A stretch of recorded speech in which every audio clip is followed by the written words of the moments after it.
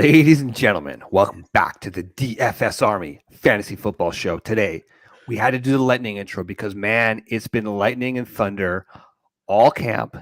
We got a ton to talk about. Brandon, how you doing, brother? Oh, so fired up, man. Preseason's kicking off. All the news is starting to stack up, and we're starting to end up seeing where these rookies are getting put in depth charts and all the fake news out there. It's so fun to decipher and sift through, so it's exciting. This is where we make our hay in fantasy football. It's deciphering the noise from what's actually actionable. So we actually have preseason games, Brandon. We're here. We did it. We made it. You and I have been grinding since what? February, the week after the Super Bowl. Super Bowl. Talking about Super Bowl. Yeah, man. So this is it. This is where we make our hay. So let's not bury the lead. We got to talk about Trey Lance. Yesterday, he had 4 or 5 passes for 92 yards, and he had that beautiful touchdown throw to Danny Gray. Okay, ladies and gentlemen, NFL general managers, Danny Gray was drafted at pick 3.41, so that's the compensatory picks at the end of the third round. He runs a 4.33 40-yard dash, okay? You don't need to spend up on the Tyquan Thorntons of the world in round 2 to get these speedsters when they're not going to be dynamic players, right? Danny Gray, which he's actually throwing some decent chemistry with Trey Lance, but Trey Lance, man, he looks competent. It's still stuff to say if he's going to really take that next step, but everything we see is he's taking the next step. What do you think about Trey? Trey, I mean, he's shown exactly what I thought he was capable of doing. He has real horsepower in that arm of his. Like, he's going to be able to open that offense up in a way that Jimmy G just never could have. The way his arm is just – his arm talent is spectacular. It's Josh Allen-esque. It's easy power. And when he's comfortable and he lets it rip, watch out, guys. This guy, when he gets experience and gets those reps that are so important, this guy is just going to take off in the later half of the season and into our fantasy football playoffs, and he's going to end up winning people a lot of leagues that took the shot on him. Well, that's just it, man. Like, where he's being drafted right around Russell Wilson, Dak Prescott, like in that range. And I mean, look, you can make cases for all three of those players as to why they're going to be great, but Trey's going at the back of that. And he just has such massive upside. We saw it last year with Jalen Hurts, right? Like, you don't need to be extremely competent, but you compare Hurts to Trey Lance, and Trey Lance has an absolute cannon for an arm. Danny Gray's getting all the preseason hype, man. But for me, Brandon Ayuk, he's just going to he's going to be a fantastic. You drafted him as pretty much a back end wide receiver 3. He absolutely has that wide receiver 2 upside, and it's just going to be beautiful, man. So I feel like we're too low on Brandon Ayuk right now. Oh, I've been trying to acquire him as much as I can in dynasty leagues. So wherever I have Trey, I'm trying to get Ayuk as a stack because I think that's the stack you want with Kittle. Yeah. I'm worried about him blocking a little too much in this first year Trey Lance era. I think he could be in protection quite a bit and run blocking as well with Trey Lance. I mean, from what camp has been, from the highlights in camp, I mean, this kid is reeling off 70-yard runs, dude. Like just flying. And it just seems like he has the athleticism that's just unique. And it's going to be exciting to see how Kyle Shanahan utilizes that guy in the passing game and the ground game as well. But I think his floor is just so high just because of those ground yards. I think he's going to have a shit ton of yards on the ground. I mean, 600. Like, I think he can go even higher than that. I think he has real upside with the rush TDs as well. I mean, now with Elijah Mitchell already out for the preseason, sounds like he's already got a soft tissue issue, and we already know how fickle Kyle Shanahan is with his running backs. I see Trey Lance being a huge part of the ground game, and we're going to see Cam Newton early on type of runs out of Trey Lance. And I think it's going to be exciting, dude. I'm excited for him because we've been waiting so long for him, and there's been so much back and forth between Twitter cults of, the haters and the believers, and just the behind the scenes texting back and forth with our guy Mike D in our group chats about Trey Lance. I just think he has one of the best supporting casts, and he's Jalen Hurts plus with more talent. And I just feel like this guy has everything you want. it's time. And from a draft perspective, you've got both Brandon Ayuk and Trey Lance going right around that 6-7 turn. So depending where you're Mhm. at, you can actually go bang bang, get Trey That's what I and do. Brandon Ayuk, get that stack. And here's the thing, right? Like what I'm finding is that if you're drafting early, I'm talking like pick 1 or pick 2, you're generally inclined, especially with that one pick, to go JT. And then right around that 2-3 turn, man, it's like guys like Alvin Kamara continue to fall, guys like Leonard Fournette continuing to Mhm. fall. And there's been a few drafts now where I've actually started out JT, Leonard Fournette, Alvin Kamara, and you have to hammer. I know you have to hammer wide receiver after that, right? Yeah. But because you go early like that, it kind of takes away that luxury of, say, you want to go and get a Jalen Hurts a couple rounds earlier Mhm. than, say, Trey Lance, right? But if you go heavy running back, you hammer these wide receivers, that 6-7 turn, you can get Trey Lance, you can get Brandon Ayuk as your wide receiver 3, and you're Mhm. sitting in pretty good shape. So we got, of course, we got Clipboard Jesus in the chat. Hell yeah, boys, we're back, we're live. We give the people what they want, and Yeah, we're we gotta back bring it live. back. So we're bringing it back, baby. Let's move on to one of the players that you and I have generally been ahead of consensus wise. He was going like mid round 3, and that's AJ Brown, of course, Oh yeah. no longer the Tennessee Titans, now of those Philadelphia Eagles. And Mhm. man, one of the things that we worried about with AJ Brown, just in general, was that Tennessee wasn't a high passing volume offense, and frankly, neither are the Eagles. But AJ Brown was hyper efficient. 2 years ago, he finished as one of the top 5 wide receivers because of his efficiency, despite the Mhm. lack of volume. Last year, almost identical volume to 2020. Didn't have touchdowns, didn't have the same efficiency, didn't look good, right? All reports coming out of Eagles camp is that he is absolutely on fire. He's getting peppered with targets. He's hands it away. Oh, here we go. Fly Eagles fly, baby. He's hands it away like the best chemistry with Jalen Hurts and Jalen Hurts' favorite target. Man, Mhm. I'm at the point now where I would be comfortable. We just talked about you're at that early term. If you don't want to take T. Higgins because you're a little bit worried about the Jamar Chase factor, right? I'm at the point now where I'm moving up AJ Brown ahead of T. Higgins and actually just made a big shift in my Mhm. wide receiver rankings. So I still have him in a similar tier, but I got Mike Evans because again, volume's going to be king.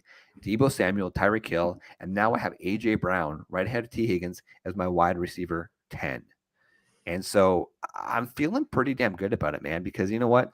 As long as AJ Brown stays healthy, look, even if the Gardner Minshew was to go in, God It's forbid something fine. happens to Jalen, he's going It's to fine. continue to be peppered. He's so damn safe.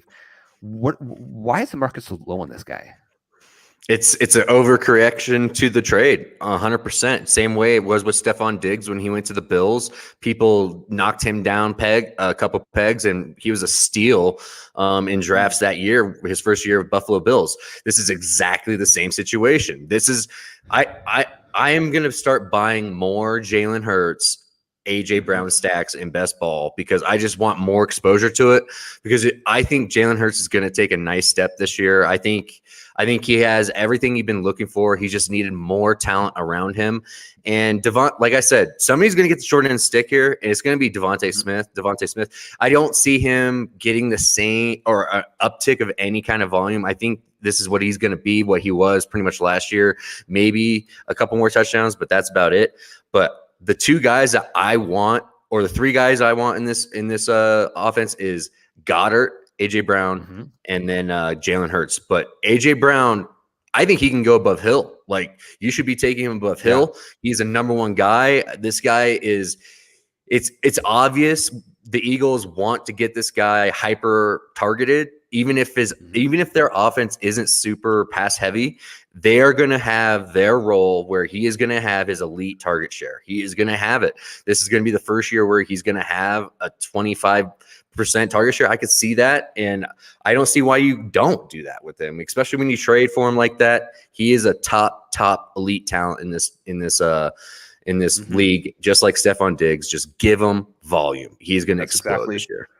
Listen, so I was listening to Matthew Berry, who's now on NBC, and he was essentially equating the Buffalo Bills getting Stephon Diggs, similar to Yep. AJ Brown, right? And just Mhm. the ascension that Josh Allen took. Now, listen, Mhm. Josh Allen took a unprecedented improvement. Like he just the level he took in his completion percentage, nobody could have predicted that. So Yeah. I wouldn't go so far as to say that Hurts is going to get to that level, but he just needs to become a competent passer. And if you look at his ability in college and his deep ball in college, he has that in his arsenal. So it's just a matter Yep. of trusting himself, continuing to build that chemistry. And here's the thing. So go back to your Devonta Smith comment. Last season, he had a 22% target share. Okay. I Mhm. could probably see that falling. He's still going to be the number 2 option in that offense. 18% probably. Mm. I bet you Dallas No. Goedert's probably going to be. No, you think lower Goddard's the than number 2. 18%? I'm telling you, Smith is going to be the third read. I'm telling you, Goddard is special. He is special. Okay, he is not a typical tight end. He is a special move tight end that has all the ability in the world. We've just been waiting for this to happen, and he's finally going to get it. If you don't, I have Goddard way above Hawkinson. Let's just say that. Like if I have the 2, I'm taking Goddard over Hawk 100% of the time. Okay, guys, like that is this. Goddard deserves some damn respect. Okay, he's going to actually run a ton of routes this year, and he's going to get a ton of targets in the red zone. So let's get it with the Jalen Hurts Goddard stacks. And if you want to get real spicy, just throw in AJ Brown in there too. You can get all 3 of them for best ball. It's sick. We got our boy season long says Alan Seslowski saying Goddard all-time leader at tight end in yards per route run. That's a pretty impressive stat. Listen, I have Dallas Goedert just below Hawkinson and Dalton Schultz in terms of tiers. Mhm. But here's the thing, right? Like, if you're not going to go tight end early, just wait. You can get Dallas Goedert at that 8-9 turn, and you don't have to spend that high capital. That's the move. That's the move. That's the move this year, guys. That's the cheat code. Okay, so those are the training camp fun things we wanted to talk about. Now we got to turn, actually, it's very appropriate that our wet blanket, Mr. Alan Selesky, jumped on. I want to talk about injury news, okay? And obviously, we can't overreact. A lot of the times, we don't have a lot of information. But right now, Drake London, he left the game last night. We're recording this Saturday morning, August 13th, with a knee injury. Okay, so for those of you who are wondering, in college, he did miss the end of his season last year but he suffered an ankle injury. So not completely connected, but it brings me a little bit of caution, man, because Drake London has battled injuries. He's a young kid too. He's a kid. I mean, he's very young. He's 21, I want to say. Yeah, he's 21. He's a pup. We can't overreact to this until we get more information. I was doing not a major overhaul. I did a major overhaul last week. And for all my updated rankings, you have to be a VIP member over at dfsarmy.com. Go to the season-long fantasy football page. I've got my overall rankings. I have my player write-ups. I have auction rankings. Alan, you can go to the site right now. Go get those auction rankings and values. I've got my tiers. We have it all there. But I haven't moved Drake London yet because you don't need to until we find out more. If he's just going to miss a little bit of time, that's okay. That's okay because that upside is just so astronomical. But it's got to give you worry, man. If you're an Atlanta Falcons fan, man, it's just not looking good. Like that team is just in absolute disarray. So, hey, another Mike D shout out. Another shout out from Mike D. Ritter threw a game-winning touchdown first game out preseason. I got it, dude. I got it, dude. But honestly, you got to give the shout out. He stepped up in the moment, and that's a big deal as an athlete for confidence. So it is. No, it's important. But it's huge. Doesn't move the needle for me. If you look at the pass, it was a bit of a duck. He kind of just threw it up, and frankly, it could have been intercepted easily. Got the touchdown. Fantastic, Desmond Ritter. Add it to your resume, but I don't know, man. It's worrisome. So let's not overreact about Drake London. Zach Wilson, we probably can overreact. Yes. Okay, so last year he missed 4 games with the PCL strain. Last night, it looks like it could be the ACL. The latest news is that it's not a complete tear. The ACL is still intact. So that's obviously a good thing. The question becomes, Zach Wilson, if he's not going to miss the entire season, he's probably going to miss a good chunk of the season. So he's off the draft boards. I took him off my board. That's it. We're not going to get him. At this point, you can't. So the question becomes, is it going to be Joey Flacco, who's like 76 years old, which I had to go, play the odds. I went and got him in a few of the dynasty leagues. People probably laughed pretty good in the chat. yeah, you know, People are, $30 on $1,000 value. It's like it is what it is, right? You got to just play the yeah. percentages here. But because look, Jimmy G's out there, Jimmy G's available, but how much are the Jets willing to spend on him when they have a veteran like Joe Flacco? And listen, a lot of those highlights that we were tweeting out of Elijah Moore making those sick catches, they It weren't was coming from Joe. Zach Wilson, brother. It was Joey Flacco. I And know. listen, he's getting up there in age. He probably doesn't have the same deep ball that he used to have, but that was one of his go-tos when he was a pro. So it's going to be interesting. All I got to say, though, is for those Niners that were holding out hope that somebody was going to get injured, we now have a bidding war between Cleveland, who Deshaun Watson, man, he ain't playing a game this season. I got news for you. I don't He ain't think going he to is. play. And look, it's going to be Jimmy G. He's only going to go one place. It's either going to be the Niners or it's going to be Cleveland. So that's interesting. It sucks for Zach Wilson, man, because all reports is that he was taking a step forward. I'm not sure he's where he should be, frankly, by now. I guarantee you the Jets are regretting taking him at 2 overall last season. But I don't know, man. How do you feel about Elijah Moore if it is Joe Flacco or Jimmy G throwing in the ball? Honestly, it's totally fine with Elijah Moore. I would be higher on Elijah Moore if Jimmy G was there. I think he could actually sustain that offense a little bit more and walk in seamlessly. Robert Saleh was the coach at the Niners, defensive coach. I get that, but there's still a connection, a relationship that could have a seamless transition for the Jets. It sounds like they're saying 2 to 6 weeks for a possible PCL injury if the ACL is intact. So 2 to 6 weeks. I mean, that's not that. We're still in the very front end of preseason. That still means week 3, possibly. At the latest, we could get Zach Wilson back. So I wouldn't rip him completely off your board just yet. I thought that the way it looked when he planted his foot last night on his right leg, and I saw that thing wobble back and forth. It looked like a total ACL to me. And we've been doing this for a while now, and we've reviewed how many hundreds of videos of people tearing the ACLs. We're not and doctors, though. We're not doctors. We're not. But you know what? He might have gotten lucky, and it could have just been a re-injury of his PCL. But that's troublesome as well, because if you're re-injuring that PCL consistently, that means that thing's going to go at some point, and that's a major injury. Ask J.K. Dobbins. So you can just, especially for a mobile quarterback like Zach Wilson, but with Mike White, I like the Mike White Elijah Moore connection. I don't mind that, brother. Like honestly, Mike White was slinging it to Elijah Moore when he was in there, and then Joe was as well. So Elijah is a quarterback-proof wide receiver in that offense, in my opinion. But Garrett Wilson is going to struggle if I think Garrett Wilson is going to have a slow start. I think Breece Hall is going to be just fine. The signing of Dwayne Brown for left tackle to replace Mekhi Becton is a massive fill-in. That's why I didn't overreact about it, because I knew that was going to come down the pipeline. Dwayne Brown can get it done and protect. And so I'm excited for that. Breece Hall still, I'm buying any kind of dip on him as much as possible, because I think he's just going to unleash on everybody this year. I think it's going to be pretty great. Look, I mean, Breece Hall in round 4 is it's the value's there. You got to play the upside. Go back to it every single time. Who's his best comparable player when you look at his athleticism and his college projection is Jonathan Taylor.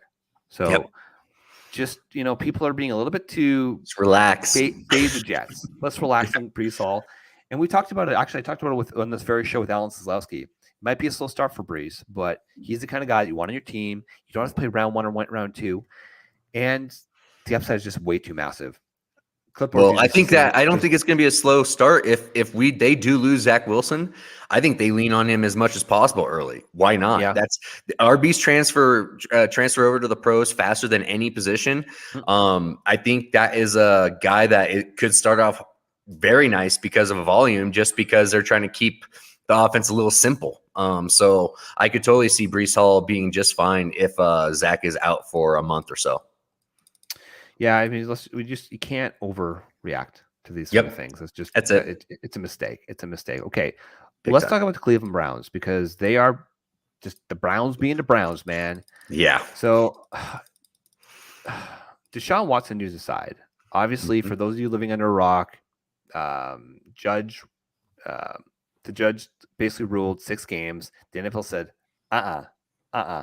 they are going to take it. I'm assuming for a full season. Watson came out this week and said he'd be willing to accept 8 games and a $5 million fine. So last season, his salary was $10 million. He didn't actually, he sat out the season, but he still got paid. Okay. Mm-hmm. So that would effectively be about a full season sitting, and roughly what would it be, about $5.5 million in lost salary for him. It's too late for he that. He just signed a signing bonus for $40 million, so it doesn't matter for that. Yeah. So Judge Robinson, she ruled that he definitely had nonviolent sexual assault with 4 of the masseuses. Okay, so that's one thing. Obviously, the league is not happy about that. The thing is, he lied to the NFL, and Roger Goodell is a vindictive man. I guarantee you, if he had just come out and said, look, I made a mistake, I did this, I admit it, I take responsibility. He sits out last season. Maybe he doesn't have to sit up for the full season, half the season. But now, it's all we're talking about is all this bullshit with Deshaun Watson. So it's just, it's going to do. Okay, Tommy's asking us, do we know when the Geek's going to do his week 1 breakdown? There's so much information now, brother. I guarantee you it's probably going to be the week of week 1. Yeah, it's going to be the week prior. We're still sifting on all this news. As we can see, we're going to get major shifting of all of our ADPs and player availabilities with these preseason games. Generally speaking, with the 3 games now in preseason, it's week 1. Some of these team starters are getting a few reps in. Generally speaking, week 2, they're not going to get a lot, and then again, week 3, they'll probably get a few reps in, maybe a full quarter in, just to get prepared, get that body ready for week 1. But Tommy, it's probably going to be closer to the start of week 1. The other thing about the Browns is they lost their starting center, Nick Harris.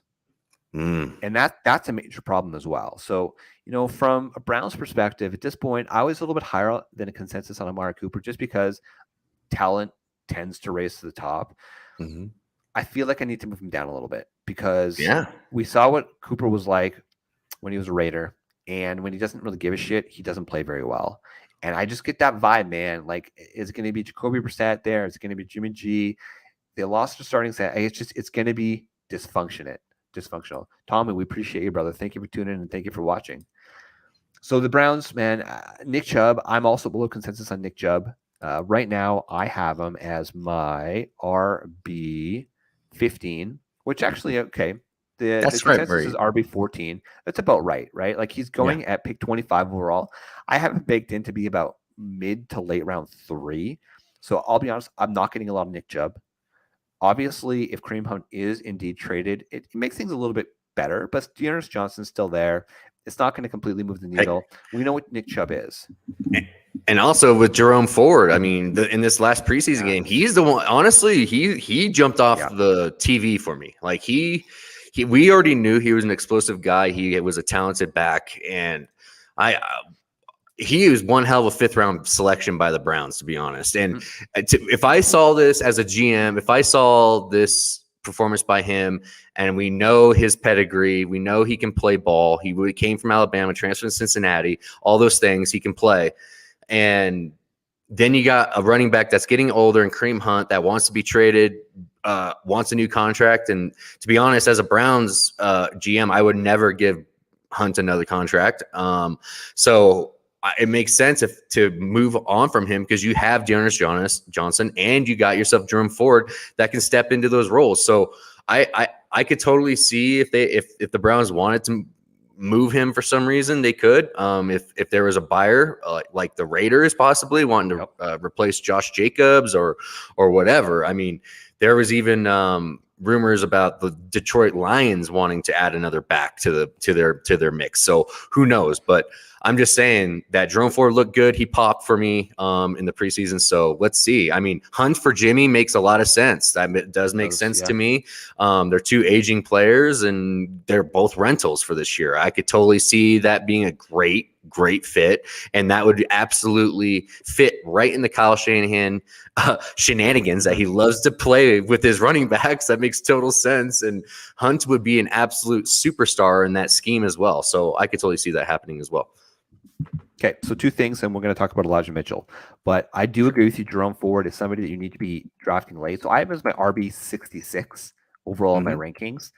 And that's right around that range, 15, 16, 17. So for deeper leagues, these are your bench flyers. You want to take that upside down, right? And the way that we look at our, frankly, rounds 12 and up is that's essentially, think of that as like a preseason waiver wire type player, right? They're the players that you draft, you wait to see if anything happens, but you don't waste any time cutting them to get that first week one waiver transaction.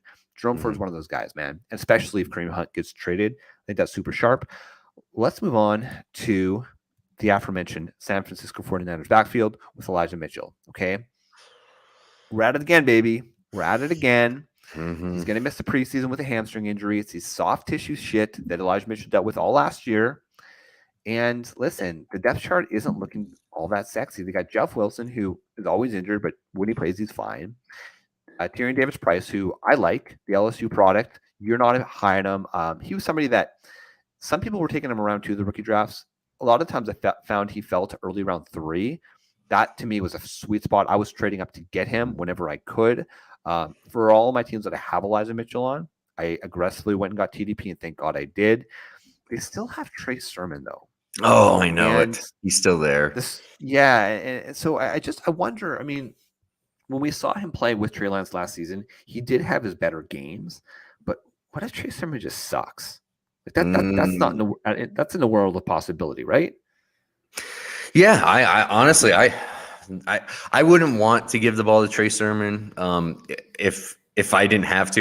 Like I said, I think Trey Lance is going to have a huge chunk of this rush offense. Like I think this is going to be a big part of this offense. I think he's going to be that guy, especially with Mitchell always struggling to stay healthy. I mean, that just seems like his narrative. But it's what it is. Like. That's why I stay away from that backfield, guys. Like, there's no way. That's why I stay away from the Pats. That's why I stay away from the Niners. Like, these backfields are so dubious, and they change. And over time, the guy that you think has zero value will have crazy value in like 6 weeks. And so it's like, I don't even play those games. I don't play those games. Give me guys with real workloads. That's why I try and get established runners in early on in the draft so I don't have to deal with that crap. Yeah. I'm glad you mentioned that. Patriots, James White, this is going directly to you, brother. Thank you. Congratulations on your retirement. It's too bad it had to end like that, but as a running back, it's about right when you have a hip injury and you're an aging veteran. But we appreciate you. Pour one out for my boy, James White. Champion forever. Champion forever. All right, let's get sick here. Let's get sick. Brandon, we both got our hats backward because we got a need for speed, baby. Rashad Penny. Okay. Rashad Penny. Death, taxes, Rashad Penny. This time it's a groin strain. Last season, he had the hamstring strain, calf strain. He was recovering from a knee injury from his ACL and meniscus tear in 2019. The dude is always freaking injured. And then in comes our boy, one of our favorites. We're like way higher because we want to get a piece of this guy in round 9 and 10. Kenneth Walker. Keeps going back and forth. Underdog. So all my things are VLOOKUPs when I update my ADPs. Went from Kenneth Walker to Ken Walker, and now it's back to Kenneth Walker. Let's just stick with Ken. That's what the guy wants to be called. It's Ken Walker. The guy wants to be called Ken Walker. Call him by his name. Bloody hell. Okay. In 2021, Brandon, let's just read this off a little bit, okay? In 2021, Ken Walker in college, he had 97 rushing yards after contact per game. When you compare that to a monster in the NFL at King Henry was at 89.2, okay? He had 7.4 missed tackles forced per game. King Henry, 5.6. He had 2.5 rushes of 15-plus yards per game. King Henry, 1.9. And he had 73 breakaway yards per game. King Henry was 54. Okay, the biggest question mark for Ken Walker coming into the season, Brandon, was can he catch the ball? And guess what? He was lining up as the third down back with Penny. Oh, jeez. Boise's eggs saying that Penny gets injured looking in the mirror. Brother, it's the truth. It's the truth. So, obviously, Pete Carroll, he's old. He's a crusty, curmudgeonly, he's actually happy, dude. But he's an old school kind of coach. He's got that veteran deference where he's going to give them the opportunity. And listen, you cannot deny Penny had a fantastic end to the season last year. But it's Ken Walker's season today, isn't it? We don't want to draft last year's best team. That's the words of Bob Harris, the football diehards. Don't draft last year's best team. Brandon, okay. Let me ask you this. Okay, so I got Ken Walker. Scroll down not too far. I got Ken Walker as my RB29. He's currently going as the RB36 in Underdog drafts. I have him ahead, well, right in line with Ramondre Stevenson, Chase Edmonds. I got to move him up, I think. But I just don't want to move him too high because I don't want our I don't want to go a round or two ahead of ADP just because there's a cost to that. But realistically, in a vacuum, where are you comfortable? If there was no ADP, where would you be drafting Ken Walker?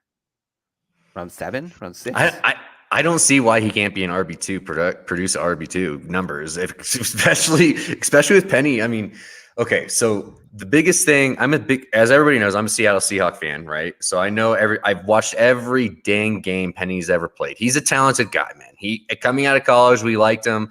Good size, good speed, smooth runner, very good player. It's just unfortunately didn't come together as a pro. I just feel like he's just not putting the work maybe he's just not a hard worker off the field, in the gym and in the weight room. It just seems like he's always a little bit heavy. He doesn't seem rocked up like most running backs they should be.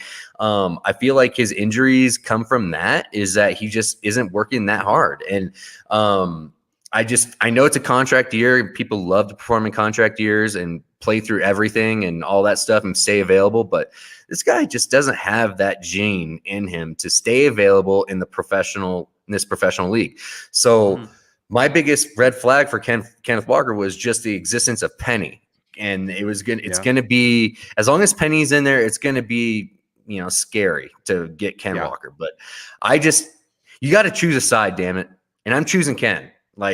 You got to choose a side here, and I'm choosing Ken because the upside is there, and it's just if he's catching the football on third downs, and when we already know he was the best pure runner in the draft last year, and he's going to a run heavy offense with a new young offensive line. With a coach that is very okay with playing young guys, man. He really is. Pete is an old coach, but he gives the reins over to young guys when he feels they got the juice. And he did it with Thomas Rawls. Remember him? That he did it with Chris Carson. And Chris Carson became a stud, a sixth rounder, became a running back, lead horse, and ran with aggression all the time. And happy retirement. I understand. We miss you as a Seattle guy. I love the way that dude ran the football. Nobody ran it harder than him, and but.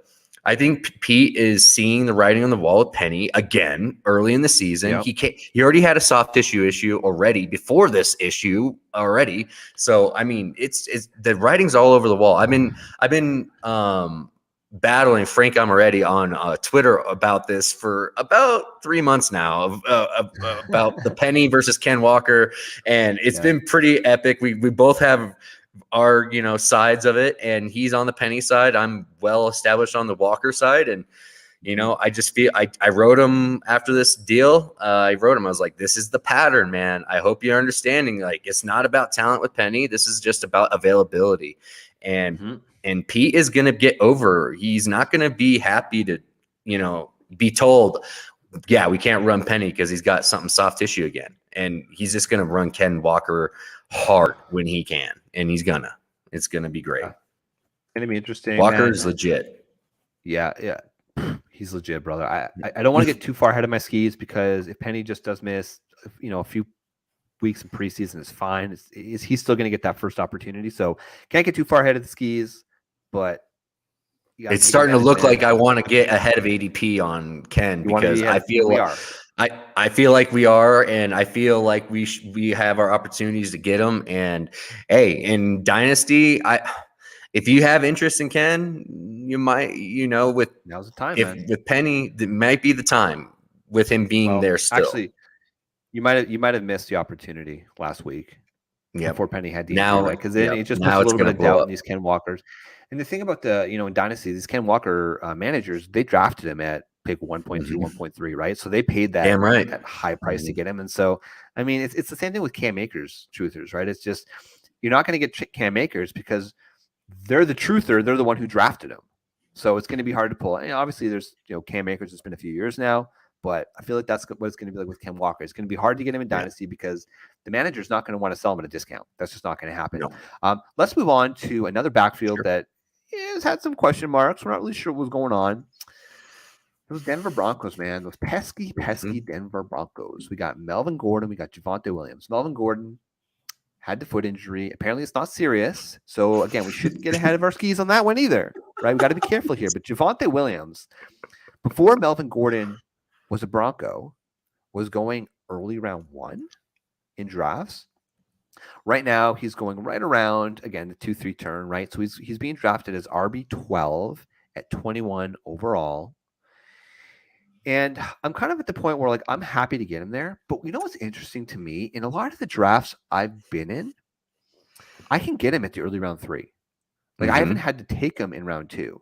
And so, yes, obviously the ADP is there. But I just find it interesting that Melvin Gordon, he's getting up there in age. He's battled injuries in the past, though, albeit for the last few seasons, he has been healthy. So give him credit where credit is due.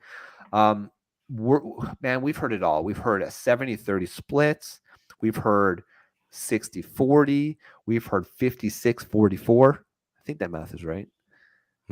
I think it's going to be probably closer to a 60-40 split. That if I just had to guess, because we saw what Javonte did with the ball in his hands last year, and I can't remember what show I was listening to yesterday, so I can't credit the podcast. But there were players that were saying, it feels like all these young guys they're so damn quick, and the response from the coach was, it's not that they're any quicker than they've ever been; it's that you're getting old and you're getting slow. So Melvin Gordon has a trust, but Javonte Williams, man, I haven't baked in pretty much right at his ADP. Am I too low on him? Am I too high on him? Is that the good spot to take him right around that? I'm telling you. Okay. I'm telling you, this is going to be the people that choose to get Javonte are going to be very happy at the end of the year. I'm just going to say that much. This guy has all the upside in the world, has all the ability in the world.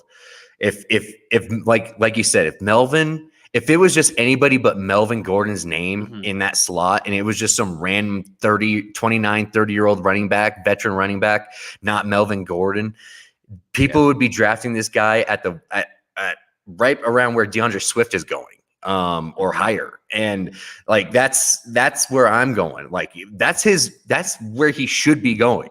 I'm bullish. Like, Melvin Gordon is older. They brought him back because he is comfortable with Russell Wilson. It is about making Russell Wilson happy.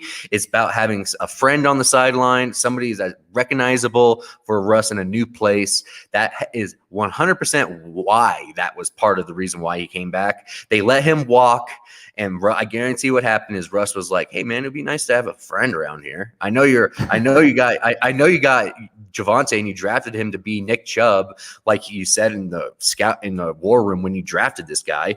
You thought they thought this guy was Nick Chubb with more passing prowess, and I just feel like that's what they drafted him to be. And I think they know they got the complete squad, and they can get this offense in a rhythm with Javonte Williams early in the season. They don't have to throw all on Russ immediately. They can get this guy going, and the whole offense is going to start to be, oh man, bone bruise for Zach Wilson. Where'd you get that from? That's huge news. If that's true. It just came over the sleeper wire. Yeah. So it says the ligaments are in good shape. It's just a bone bruise from last night. So that's dude, fantastic. Huge. Yes. That's huge for my best ball stuff. Thank God. Thank God. I know. I got him on my Scott Fishbowl too. Yeah. Dude, I'm telling you what, Zach Wilson, man, good man. All right, but Javonte, he has the true. There's always that running back that goes outside of the top 12 that ends up being a league winner. And I feel like it's Javonte Williams this year. I really feel like he has that top 5 ability. He's a number 1 tackle breaker in the league. He has ridiculously good hands. So I see a good size chunk going to him, 65 to 70% of the snaps.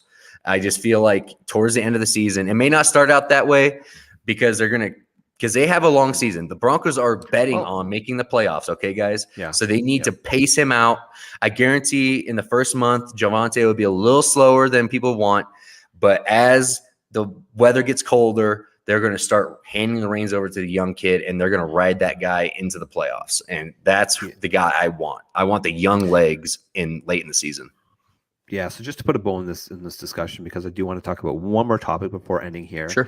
Javonte's 22. He's only 22. He's still I know. very He's young. a puppy. He's a puppy. Pup. He's a pup. And then Melvin Gordon is dude. 29. Melvin Gordon is 29, which historically we see a decline at that age. Man, it's there's so many 27-year-old running backs in the league right now that it's going to be interesting, right? Like massive turnover next year, guys. Yeah, big turnovers are coming. Absolutely, Mm-hmm. but prepare in dynasty leagues. If you have older Rex, get rid of them. Yeah, now's the time, brother. Okay, last team we need to talk about, because it feels like the team is just getting absolutely decimated with injuries or players leaving in the middle of training camp. That's the Tampa Bay Buccaneers. Okay. Yeah. So we already know that Chris Godwin is still continuing to recover. He's taken off the pup, which is great. But, you're reading a little bit more into it. Probably still going to miss at least a month of the season is what we expect. The reason that they don't want him on pup is because they want him to be able to take part in team activities, right? Mm-hmm. Whether it's on the side of the field. If they're on pup, they can't do that. So that's an important part of it, right? We know that Mike Evans is nursing that minor hamstring injury, but he's a player that has had injuries in the past. So just, that little seed. I'm not moving him, but just something to be aware of. Russell Gage tweaked his hamstring. He's day-to-day, and Coach Todd Bowles is, quote, not worried about it, so we shouldn't be either, right? He's done a good enough job. Mm-hmm. They also lost their starting center, Ryan Jensen, right? That happened a little while ago, about a week or two ago. That's huge. So that's going to be huge too. So is there some luster coming off of these Bucks, man? Or are we just overblown? Just, you think so, hey? Yeah, I'm actually nervous about that line. They lost 2 of their 3 of the interior starters already before the Jensen injury. That's a big deal, guys. Like, I mean, especially for Leonard Fournette. Like that, I'm a big Lenny guy this year. I have him high up in redraft because I feel like his workload is locked down. The easiest one to predict. His floor is easy to predict. We know exactly what he's going to get. And it seems that our boy Rachaad White isn't in really getting much run right now. He was 5th running back on the depth chart, something like that. And it seems like Keyshawn Vaughn is in there getting third down work. It's pretty wild that we aren't seeing White in there, especially with the hype that those coaches were giving him, comparing him to David Johnson, the way he looked catching the football and all that good stuff. And his metrics match David Johnson. I could totally see that comp, or it's Antonio Gibson-esque, David Johnson-esque. He's a taller running back. I think he's 6 foot, 6'1". He's got that, higher up running style, which is comp to David Johnson. It's going to be interesting because, man, I was in on Keyshawn Vaughn when he was a rookie, and so far it's just been falling flat in his face. He couldn't surpass Ronald Jones, and to me that's a problem. Obviously he's going to come in, he's going to get the first opportunity because we know Tom Brady trusts his veterans, right? But you were mentioning before the show, and this is a good little point. It could be, you said he was tweeting out social media or posting on social media. Yeah, Rachaad White was he some of these guys, established veterans, love to make those videos, workout videos of all that they love to do, and doing that. And it seemed like the rookie, he blasted out like 3 of them in a row in like 3 days straight. And ever since then, his luster in the tea leaves has not been there. I don't know if the coaches kind of said, oh, this kid's feeling himself a little bit. Let's knock him down a few pegs. This is training camp. We can do that with these rookies and make him earn it. And because he's already feeling like he's going to be a starter or something. And maybe Tom Brady was like, I'm not having Lenny not come, especially with the line being this way. They are not going to pull Lenny out on third down to be able to pass block over, some rookie's not going to go out and play over Lenny. And so I feel like Tom Brady probably was like, hey, we got to get this kid locked in because he's super uber talented. He's a physical freak. All those things are there. Yes, but he still possibly got a little over his skis with the social media and old school coaching may have, humbled him a bit. I can't say that 100%, but if I was a coach and I saw that, if I saw that and I had a guy like Leonard Fournette that's already been a dude and he's a Super Bowl champion and some rookies tweeting out, I'm coming, like essentially saying I'm coming for his job. Yeah, I would definitely cool him out a little bit too, especially if Tom Brady is the guy that you're pass proing for. Yeah, so I have Rachaad White right now as my RB41. He's going as the RB42 in drafts at 125 overall. So, right around round 10, round 11 is where he's being drafted. And I still like that ADP. I still like that ADP because I'm going to trust talent in this situation. And they did pay good draft capital to get him, right? So I'm still going to trust that. I have him in a tier with Tyler Algier, who we've moved up because we think he could be the starter. Michael Carter, Alexander Madison, Isaiah Spiller, and then, of course, Kenneth Gainwell. So I feel like that's a nice little tier. It's guys that you don't know what's going to happen with them, but you want them on your bench because if they pop, if any one of those guys pop, it's going to be a big thing. Michael Carter, he's in that conversation because we like the talent. We liked what he did last season, but obviously he's competing with Breece Hall, right? But, if the talk is Breece Hall, if people are fading Breece Hall because of Michael Carter, you're crazy. Naturally, you need to then be bullish on Michael Carter, right? At and ADP. then he's going to have a role in the offense. So at that ADP, I like it. Yeah. So that's it, brother. How about your boy? Before we leave here, I got to start. I'm getting a little nervous under the collar about James Cook. He is absolutely lighting training camp on fire. So he's everything I'm seeing, it's telling me you might have missed the boat on that one, Brandon, a little bit. So I don't know. I'm a little nervous. I'm still nervous about it, but we still have our bet. But I'm feeling more nervous about our bet. So I'm just going to give you props right now because I know you want to talk about it. I know you want to roast me about it. And you're being nice because you haven't done it yet. I'm actually surprised you haven't brought him up yet. So I'm just telling you, James Cook is going to be a thing. Okay. He's going to be a thing. I'm going to eat my humble pie on that one a little bit right now for you. I don't really have much to add to that because sometimes the tape just speaks for itself, man. They took James Cook where they took him in round 2 because he's just a talent. If they wanted to just get a third down back, that's pretty good. Yeah. Like Baltimore drafted Tyler Beatty. I think round 5. I don't have him in me. Round 5 or round 6. Tyler Beatty, he's actually having a good camp as well. I like him. I just took him as my last pick in an underdog that I was doing in round 20 yesterday. And he's the kind of guy you want to get some flyer picks on. But, man, James Cook, what you have to pay, he's going to – actually, I have the ADP right in front of me, so I don't even have to guesstimate. But James Cook, you're going to get a lot of James Cook if you draft him with our tools. Honestly, at his ADP, it's hard not to take him. Yeah. It's hard not to take him where he's going. Yeah, he's got an ADP of 100. Oh, he's actually moving up. Him and Devin Singletary, people are getting hotter. Going up and down. But just a week ago, he was going around 110, 115, and Devin Singletary was going right around 96 to 100. So I guess people are finally starting to take notice, and I really, really hope, ladies and gentlemen in the audience, you got your shares of James Cook because the price is just going to get more expensive. And here's the thing. It's worth paying it. I like it.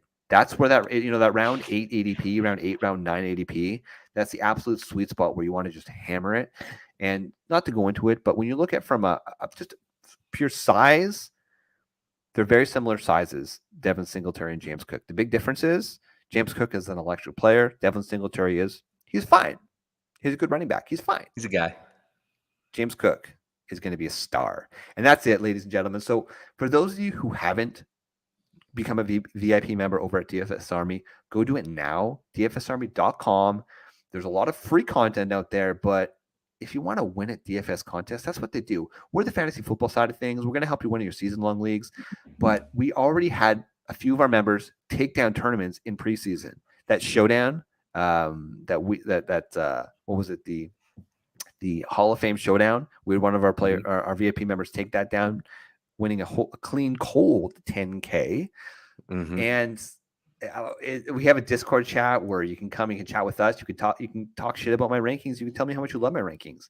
We've got everything going down there.